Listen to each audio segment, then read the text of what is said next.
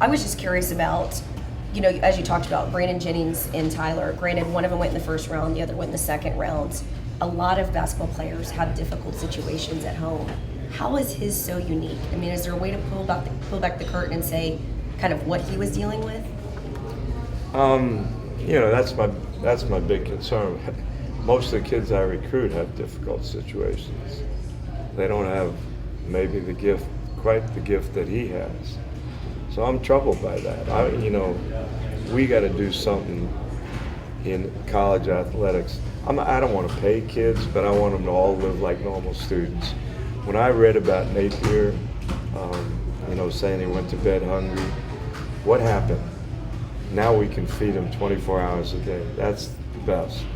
Maybe when they hear about Emmanuel having to leave because he wanted to take care of his mom, maybe we can figure out a way to make these kids be able to live like normal students. Because in all honesty, what you asked me before, it's not for everybody to leave at a high school.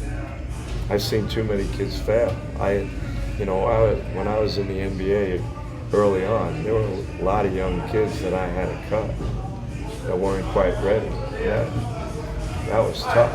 So, but there are so many kids that legitimately have a hardship, and we got to be careful about how we help them. How would you do that then, not paying them?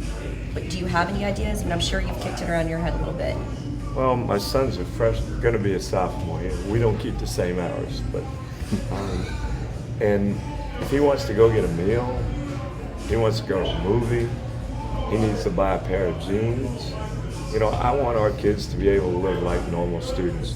And then I don't think they'd be looking to go elsewhere. And if a family wants to, to go to a game to see their son, let's try to help them. We do have the Pell Grant. We do have a lot of ways that we're trying to help kids. I think there's been tremendous progress being made. I don't want them to be paid because that would ruin a lot of good things that we've already had here. But again, I would like every kid to be able to go to school like my son. And I think we have the ability to do that.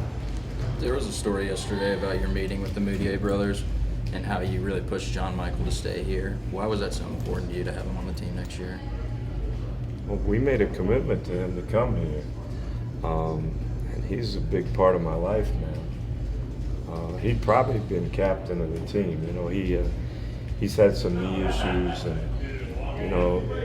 but knowing that Emmanuel was going to pursue a pro career, John Michael's, in sports management. Mm-hmm. So, what better person to have help handle you when you're, playing in the NBA?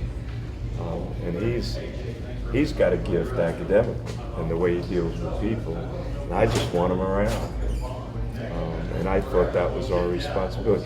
He thought because Emmanuel was going that we didn't want him back. That was the furthest thing from my mind. I couldn't have looked at his mom and felt very good about myself.